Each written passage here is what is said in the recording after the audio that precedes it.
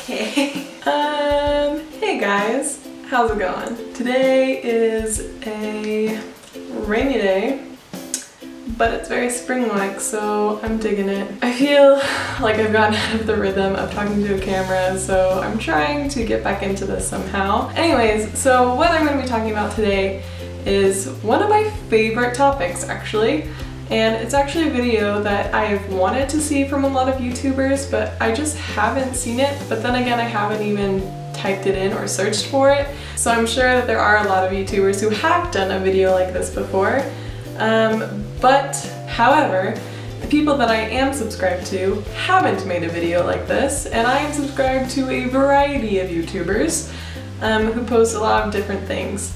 And so I thought I might as well just give it a shot, because this is actually a requested video of mine that I have for a lot of YouTubers, and I thought, well, why not just start it myself, even though there are probably other people who have started this before. Anyways, I really love books. That's probably one of the things that I hoard the most in my life, and I love to read. I don't think I've read a lot. Okay, the past month I've been reading a lot, but ever since I moved to Germany, I've been working and just kind of getting into the rhythm of life. I haven't really applied as much time as I would have liked to just sitting down and reading a book, but I have been doing that a lot recently, so I will give myself credit for that. But what I want to talk about are some of my favorite books, some of my personal favorites throughout my entire lifetime, even children's books I'm just going to throw in there. I would do a book collection, but that would be incredibly long. And the books that I'm going to show you today are just some of the books that I brought with me from Oregon to Germany. A lot more, like a big, I don't even know how many gallons, like a storage box, like a big old storage box, filled books of mine. And they're just waiting to be brought over here at some point, but it's really heavy, and so I had to choose a few of my favorites to bring over for the first round. But every time I go back or when people come to visit me, I'll ask them to bring some books with them. So let's get started. So the first book is called The Phantom Tollbooth, and this is a book that I first read in the 5th grade. I don't know why, but this was my favorite book, and I didn't have it until recently. I bought it, was recently mean.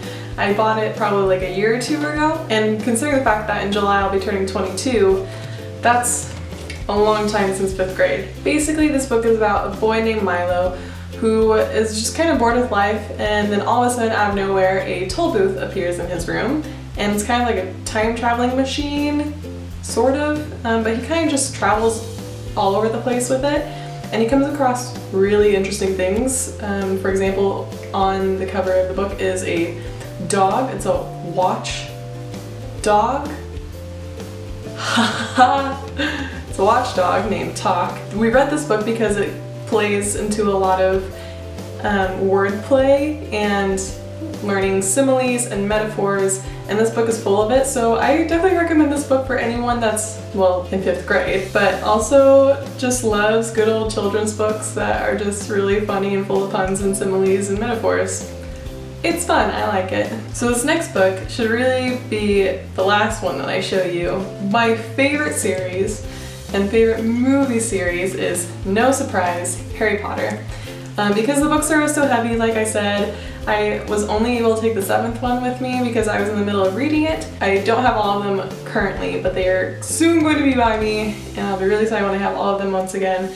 But if you haven't read Harry Potter, have just seen the movies, what are you doing? I mean, even if you don't read, just read these ones, okay? I mean, I just want to personally thank J.K. Rowling and her brilliant mind of creating a fantastic story of just fun and the story of good and evil and how good always prevails. And it's just a really incredible, well-written story, so on to you.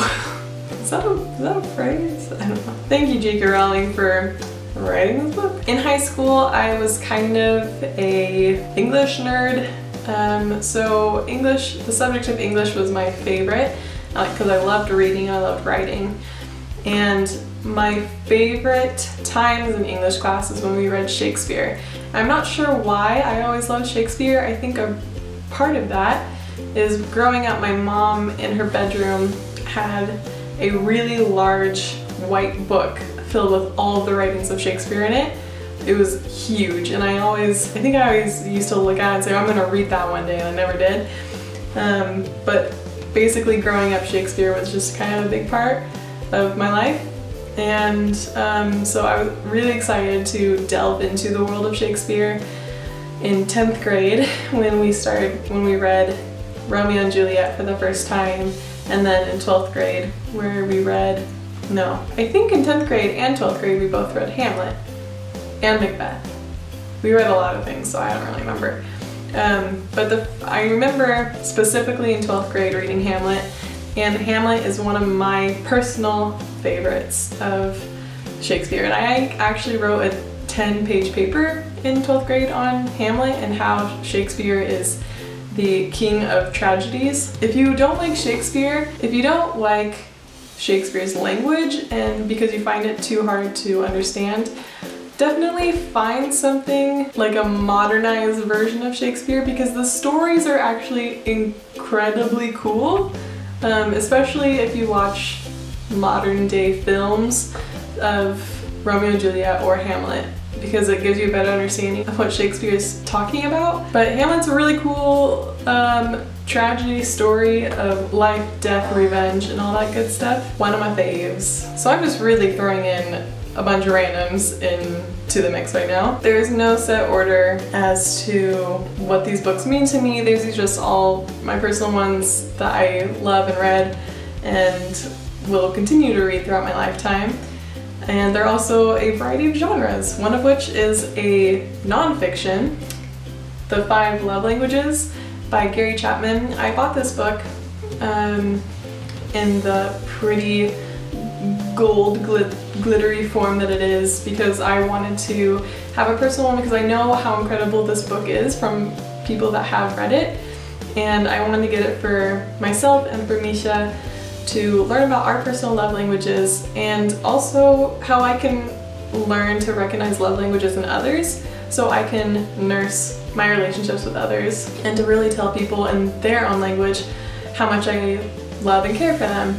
And so this book's really cool, not only if you're in a relationship or if you're married, but also just for friendships. And there's also ones for 5 love languages for children and how to recognize them and how to invest in them. And this is just a really, really awesome book. So I definitely recommend this to anyone, especially if you're gonna get married soon. This is a must read. One of my all-time favorite books that I've read in my lifetime is Fyodor Dostoevsky's Crime and Punishment.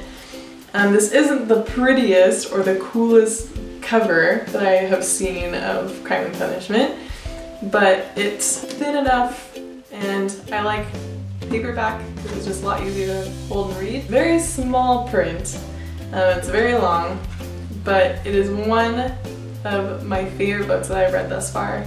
I first read this the summer going into 12th grade, and we learned to write papers on this and take tests for SATs and all that good stuff. This story is complicated, but really intriguing, and it's like watching a Sherlock Holmes or some kind of thriller movie, but just in written form.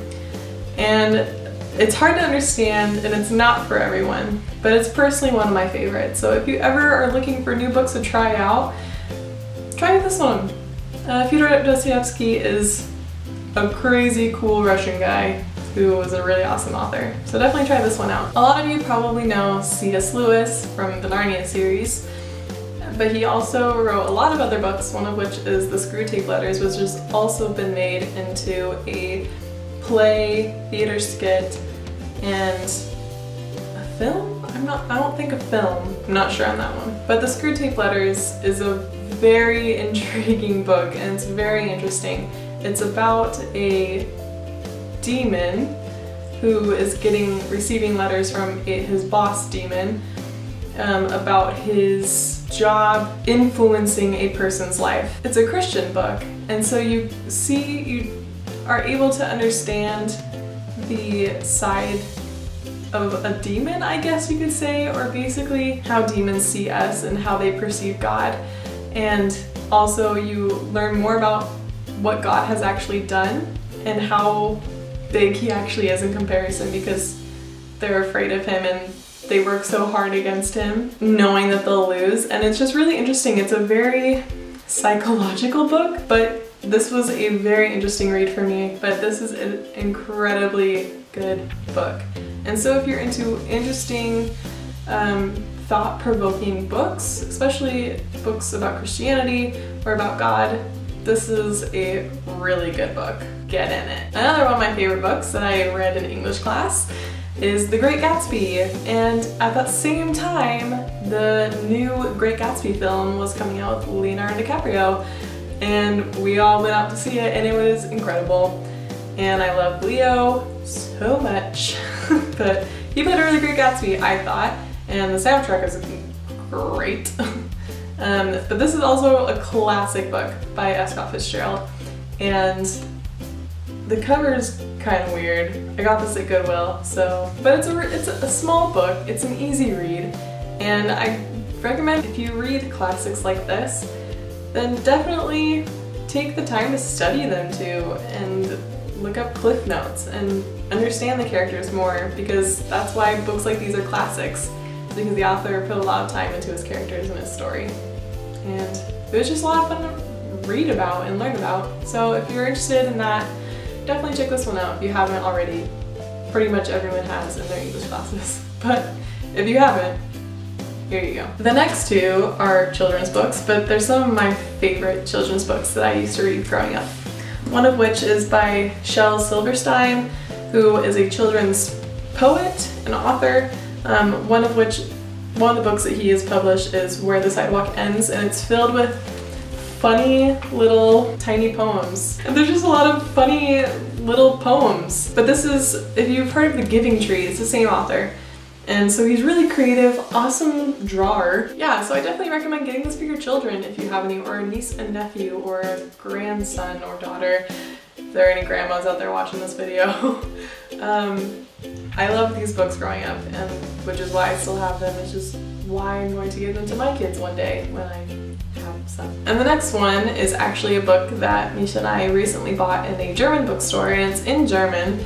But the reason that we bought it was because, one, it looks really cool. It's called Zuhause, which means home in English. And I just thought the cover was really cute. It's like, oh, I just want to look at that. And upon looking at it and reading it, there's a lot of really cute buildings and pictures in here. And upon looking at the pictures and just the style of writing and what is talked about in it, I was like, that just sounds a lot like Portland, Oregon. And funny enough, the author, Carson Ellis, lives in Portland. And so this was just a little piece of home in Germany that I wanted to get, and I thought it was really cute. Well friends, those are just a few of my favorites that I wanted to share with you. A lot of others are still in Oregon, so maybe I'll do an updated book collection when I have more books. But I'd love to hear about some of your books that you really love to read, and maybe you could even do a favorite book collection video, because these are kind of videos I want to be seeing, and probably after I'm done filming this I'll search up other ones, because I'm sure others have done the same thing. Anyways, have a great week, you guys. I really wish you all the best and hope you are having wonderful weather, better weather than I am. I'll see you next time. Bye guys.